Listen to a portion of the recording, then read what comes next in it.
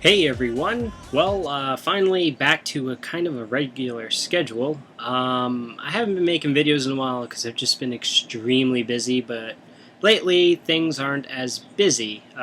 Good news for you guys, and good news for me as well. Um, Somebody asked me a very interesting question. What is the life expectancy of a PlayStation 3, and is it considered normal? I'm going to answer that question in this video. Basically, the life expectancy is probably a year to 3 years on a PlayStation 3. Is that normal? Fuck no. People think, for some odd reason, that they can use the excuse that things don't last forever. That is true, things don't last forever. However, as a society, we expect things to last a certain allocated amount of time, especially in the field of video game consoles. The way I see it is that society dictates what is considered acceptable and what is considered non-acceptable. In the society of video games, and history of video games has proven to us that a console living 1 to 3 years is not acceptable. And for some odd reason in this generation, we have developed the tolerance to say that it is. I, for one, don't believe in it. I don't believe that it's acceptable for these things to fail the way they do. And I think other people who try to find a reason to be content with it are not doing themselves a good favor. Someone put it this way, and someone put it very well, and this pretty much sums up the analogy and attitude of a PlayStation 3 fanboy. The user said, quote, "It is like saying, since my house is not on fire, all those other people whose homes are burning should stop whining, because everything on my end is not a major problem." When I heard that, and this is going against Final Cut Pro 10, which came out this past week. This is basically where this saying came from, and it really relates to this particular situation. People assume just because their system isn't broken that everybody else is just complaining willy-nilly. I have to say, I'm one of the type of people who have experienced enough of these things failing and seen enough of evidence in front of my face to say that it's not just me who's having a problem. I've had people send me messages saying, well, I've had my PlayStation 3 for 4 years running, it's perfect, nothing's wrong with it, I don't know what people are complaining about, they just don't take care of their machine. This is the attitude that needs to end, and this is the attitude that is hurting us, but helping Sony. Because if we come up with reasons why we should be more responsible for this problem, that's just one less eye being stared at with Sony. Sony is probably enjoying all the fanboys out there. Sony's enjoying the fact that people are coming up with dumbass reasons as to why a person's PlayStation 3 failed. And this is the differentiating factor between a techie and a gamer. I mean, a techie, which I would consider myself one, understands every component inside the PlayStation 3, understands how it works, understands, the function, understands what is normal, what is not. Why else was I able to fix my own PlayStation 3? I mean, I didn't go and read a guide that said, well, you have to do this, this, this, and this. No, I did it myself. I just took a screwdriver, tore the thing apart, and figured it out. Because you can apply basic tech knowledge to a PlayStation 3 because it's the same shit. Whatever's inside the PlayStation 3 is nothing new.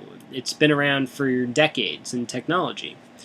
But basically, a gamer, a non-techie, is going to come up with everyday terms or common sense and try to apply non-tech common sense to how to prevent a PlayStation 3 from overheating.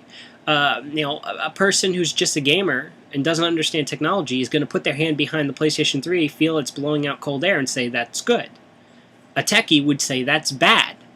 You see, that's the differentiating there, because common sense people would say, well, if it's blowing out cold air, that means it's running cold. Not quite. I'm getting a little sidetracked here, but I want to say that the life expectancy should be just as long as an N64, should be just as long as a Dreamcast, should be just as long as a PlayStation 2, just as long as an Xbox. You know, just because it's a newer generation and that the graphics are better and that it's more advanced doesn't automatically excuse it from a past history of decent lifespans. And this is what I want to really address, is that, you know, I myself has had a yellow light death. I've had a Blu-ray drive failure. My best friend had a Blu-ray drive failure. I mean, I have my cousins. They've had yellow light to death, Blu-ray failures. You name it, they've had it. And the same thing applies to the Xbox 360. But you see, this is the thing, is that I've never once witnessed a Wii fail. And I've been around town, I'll have to say that. So if somebody complained to me that, oh, well, the Wii has a high failure rate, I'll be extremely surprised, because I myself have never seen one fail. But I have seen plenty of PlayStation 3 fail. I've never really seen that many PlayStation 2 fails. I've fixed a few. They all had the disk read error, but you didn't have to replace any parts. You just had to tinker around with it, and it would just work. Things that are failing in the PlayStation 3 normally require replacement parts, or you would have to desolder the chip off the motherboard and replace it. So, in essence, I would say the life expectancy should be more than 10 years. And that is not wrong for a person to expect that, because history has shown in the video game area that consoles are supposed to last that long, because it's been like that for every frickin' generation. It's just this one generation that has caused this. Now, there are some very interesting articles that I will post below. They pertain to actually one person summing up this generation, saying that, well, why is it that console hardware failures have been ignored and generally have been accepted? And that's a problem. And I think people out there should really just, you know, you shouldn't have given into it. We ourselves are to blame for the reason why Sony got away with it. Because we're the type of people who went and bought the system twice. We're the type of people who, you know, bought all the accessories, bought all this shit, you know, paid for the repair fees several times. I didn't.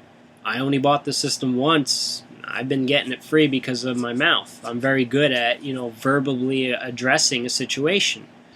You know, so I think if more and more people were like me, I think Sony would be a little annoyed. But, you know, that's just the thing. So take care, guys. Look out for future content. Subscribe. I hit 1,600 subscribers, which is a shit ton, I have to say. That's a lot of people. And I really do appreciate all the support I get from my fans. One little quick note, for those who keep sending me countless messages on PSN, the reason why you're not getting any responses is because I'm not going to sit there with my PlayStation 3 controller and type out responses.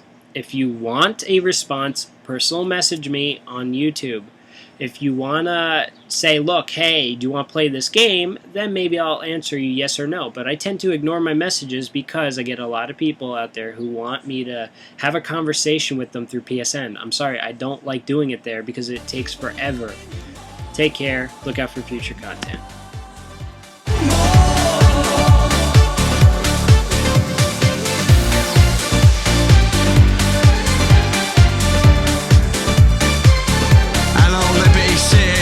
This is broadcasting from Bahama Mamas in Algonquin. This is it. Here we go.